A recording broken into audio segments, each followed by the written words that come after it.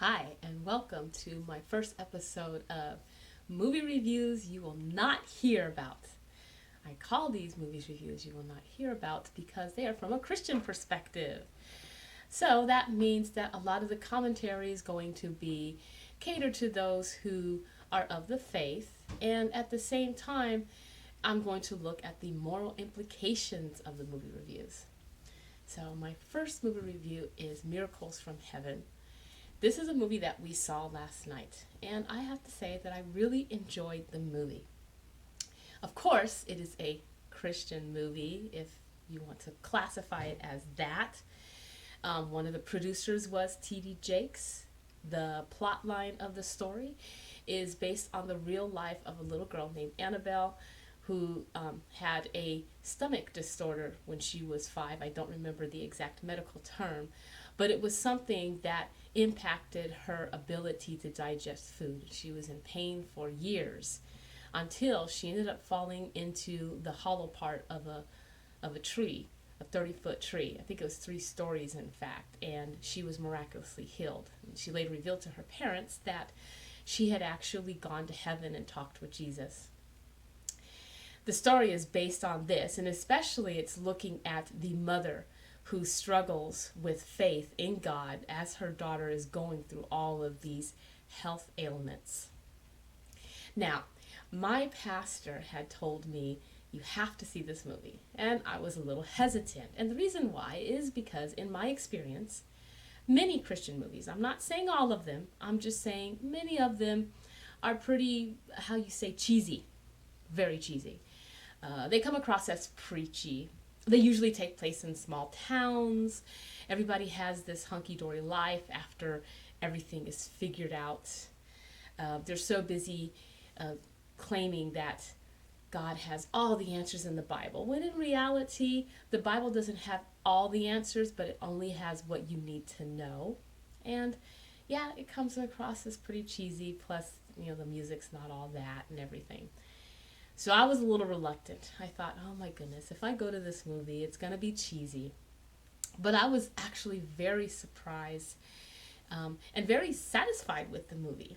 Um, for one, it was very realistic portrayed. Yes, it did take place in a small town, but they were in Texas, so that makes sense because Texas is a huge state and there's a lot of small communities. And since this was based on the true story and the family is from Texas, that would only make sense, right? But the way they illustrated the circumstances that played out in Annabelle's life and her mother as she tried to get her child the best medical care, it was very realistic. The mother's struggle with her faith was realistic.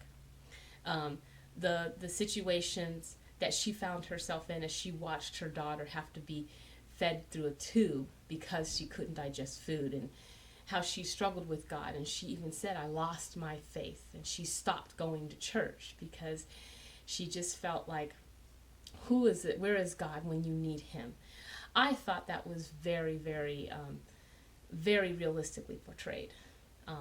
So there was different elements of the movie that really stood out for me, and I felt it was more realistic, and it's more something that Christians actually struggle with, be it questioning God when things are happening.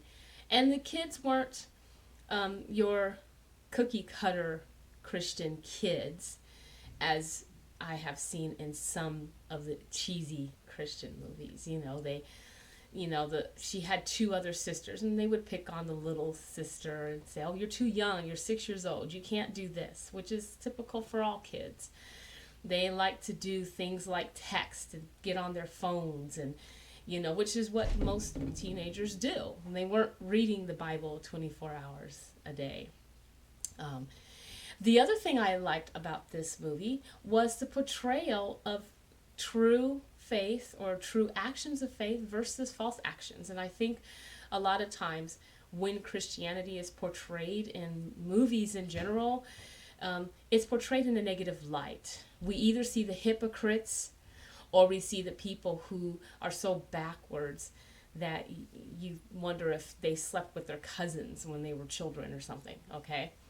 And for instance, there was a part while she was going through the struggle where 2 of the other church members, these lady church members, basically told the mother, well, you know, your daughter Annabelle hasn't healed yet. Have you ever asked yourself that maybe it's a sin that you're committing?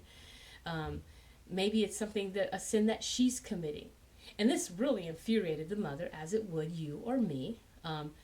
And the mother basically stopped going to church. That was one of the turning points, or that was one of the final actions that caused her to just stop going to church. But I liked that the movie producers added this scene in here because it is not unlike some of the similar experiences that non-believers have had with Christians. They've either heard outlandish phrases or comments from Christians, such as when Pat Robertson said that the reason why God allowed 9/11 to happen was because he wanted to kill all the homosexuals. Yeah, nice going, Pat. Really standing up for Christ there. Thank you.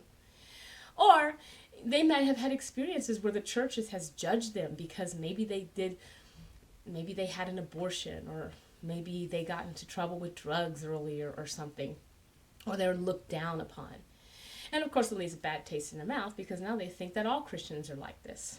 Later on in the movie, the pastor came and actually apologized to the mother and said, you know, some people need their spiritual IQ test, and I am so sorry that those ladies said that to you. And he offered his support. This wasn't a pastor that went and slept with all the little girls. This was a genuine pastor who had a genuine love for God. And again, these are things you don't see in movies. Usually, if there's a pastor in a movie, he's lost his mind and he's killing people or raping women in most movies, or some of the movies. So it was nice to actually see a movie where there was a positive portrayal of Christianity, as well as the negative part where people say they're Christians but they don't act as it. So I like that there was a fair balance to this movie. And I also liked that the movie illustrated the message of faith. And I won't give away the ending because it's a major spoiler alert. But I liked that this showed the message of faith without really preaching the message of faith. It's not to say that they didn't mention God or Jesus. And I did like that as well, that there was a balance where they didn't come across as preachy, but at the same time, they weren't afraid to say the name Jesus. And so I liked there was a balance of both of those. And I felt like the movie illustrated it very well. I felt that it was very welcoming to Christians and non-Christians alike. And I think this is something that we need more of.